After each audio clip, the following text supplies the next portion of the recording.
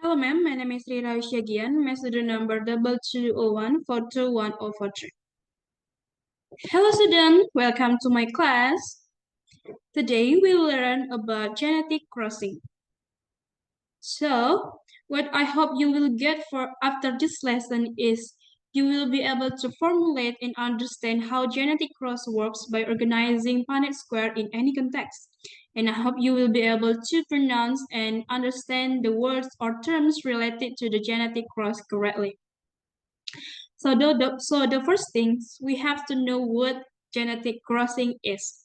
Genetic crossing is a situation in which two individuals or creatures with non-genetic characteristics are brought together to passing traits by producing offspring. So before we dig in deeply, let's start with some important terms. The first term is genotype. What is genotype? Genotype is a unique sequence of DNA. It is also called as the arrangement of genes an individual has, where refers to the two alleles an organism has inherited for a particular genes. In genotype, alleles, which is the alternative form of a single genes, can be recessive or dominant. Next term is phenotype. Phenotype is an observable trait. A phenotype is a result of the expression of one or more genes that reflects genetic and environmental influences.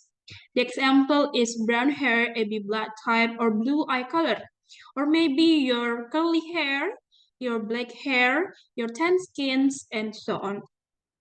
Next is filial and gametes. Filials is offspring obtained as a result of married parents, where the first offspring is abbreviated as F1, the second offspring abbreviated as F2, and so on. Next is gametes. Gametes is haploid cells, which is sperm and ovum, that unite at fertilization form a zygote. Next is heterozygote and homozygote. Heterozygote is a zygote with two different alleles for a particular trait, while homozygote is a zygote with identical alleles for a particular trait. So students, there are four main types of genetic crossing. There are dominant, recessive, codominance, and incomplete dominance. We have to know that dominance happens when only one allele is needed for the trait to be expressed, while recessive happens when two alleles are needed for the trait to be expressed. So let's learn deeply. That is dominant. Dominant is when the gene that expresses itself in the phenotype when paired with other dominant genes or recessive genes. The example of dominant cross is when the cow has one or two dominant alleles and it will be white with brown spots. So white with brown spots is a dominant trait. Next is recessive cross. In recessive, gene that is expressed is in the phenotype when paired with other recessive genes, but not with dominant genes. The example is when the cow has two recessive alleles and it will be all white in color. So all white in color is a recessive trait. Next is codominance.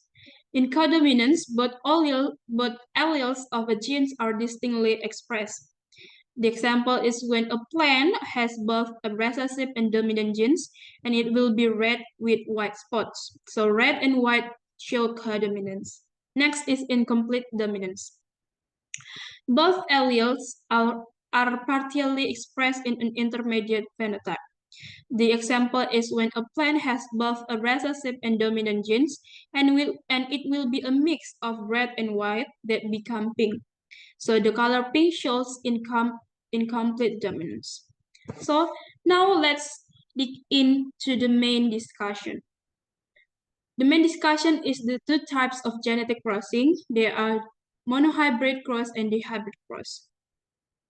So monohybrid cross is a cross with a different characteristic.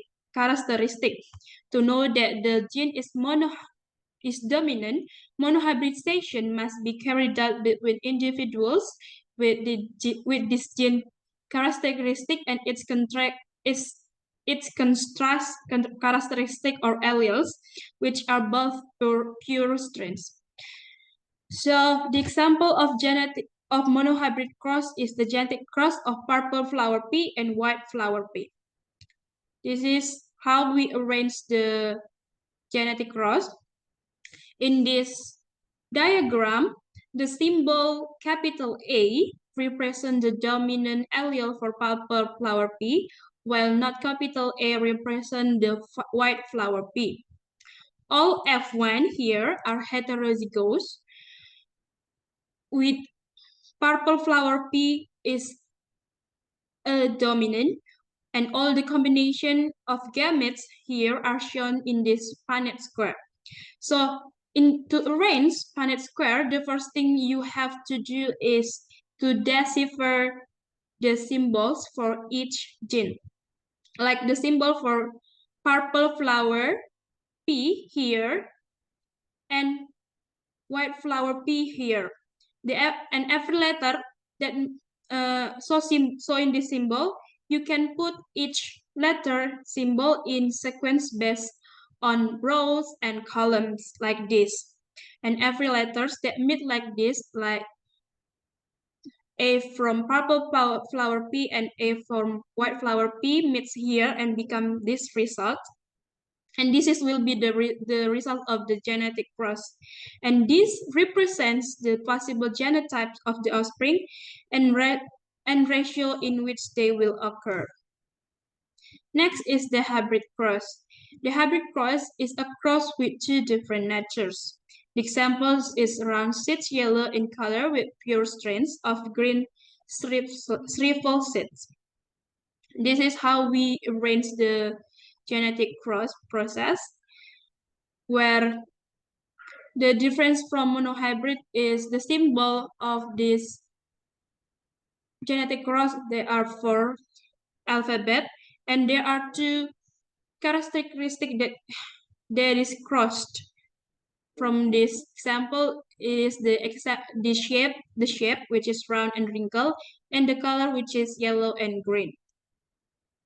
Okay, now let's discuss the example of genetic cross. You know, this is Afi Variat, a TikToker, and her sister from the same mother and father. But how can their appearance so different? This is because genetic cross. So you know, their father and their mother is from different countries, where the father is from Africa Arabians with characteristic tan skin, the dominant gene, and dark skin, the recessive gene with curly hair, and their mother from Sundanese as recessive and olive color skin and straight hair. So this is why they get so significant difference characteristic. This is how we arrange the Punnett square. This is from their father and this is from their mother.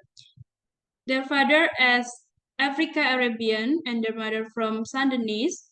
So the genotype for double capital A or Africa is 25%. Genotype for AH, Arab Sundanese, 50%, and genotype for Sundanese is 25%. So the probability of phenotypes in offspring is 25% African genes, 50% Arab Sundanese genes, and 25% of Sundanese genes. That's why they become so significant in so different in their appearance. So now, what about yours? What caused how do you get your physical appearance? Maybe your curly hair, your straight hair, your black hair, your brown eyes or black eyes, your color skin, or the shape of your nose? Let's guess by depending on what we have learned today. Okay, that's all from me. I hope you will learn a lot from what I have explained today. And that's all. Thank you, ma'am.